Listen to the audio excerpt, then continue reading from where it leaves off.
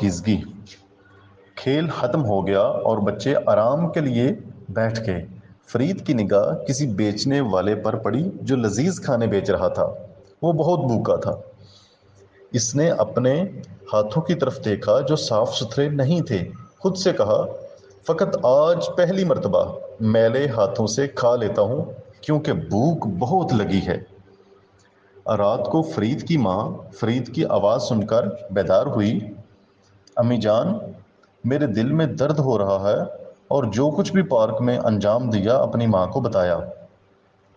Hospital میں doctor نے فرید کا معائنہ کیا اور کہا، بیٹا ہاتھ دھوئے بغیر کھانا کھایا ہے اس لیے بیمار پڑ گئے ہو۔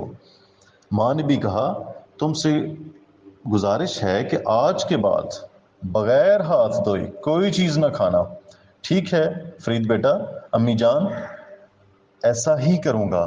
پھر آئندہ فرید نے اس بات کا خیال رکھنا شروع کر دیا، لیکن ساتھ ہی پوچھا کہ امی جان قرآن میں اس کے بارے میں کیا کہا گیا ہے؟ تو امی جان نے فوراً بتایا کہ قرآن پاک کی سورۃ توبہ کی آیت نمبر 108 میں واضح اللہ تعالیٰ کا حکم ہے کہ واللہ یحب المطہرین۔ تو ترجمہ، اور خدا بھی پاکیزہ افراد سے محبت کرتا ہے۔ تو بیٹا آپ اپنی سوچوں کو، اپنے ہاتھوں کو، اپنے جسم کو اور اپنی ہر چیز کو صاف ستھرا اور پاکیزہ رکھو گے تو اللہ تعالیٰ آپ سے محبت کرے گا۔ تو پیارے بچوں، کیا آپ لوگ کھانا کھانے سے پہلے اپنے ہاتھوں کو پاک اور صاف کرتے ہیں؟ اور کیا آپ اپنی ساری چیزوں کی صفائی اور پاکیزگی کا خیال رکھتے ہیں؟ اگر خیال رکھتے ہیں تو مجھے کمنٹ میں بتائیے۔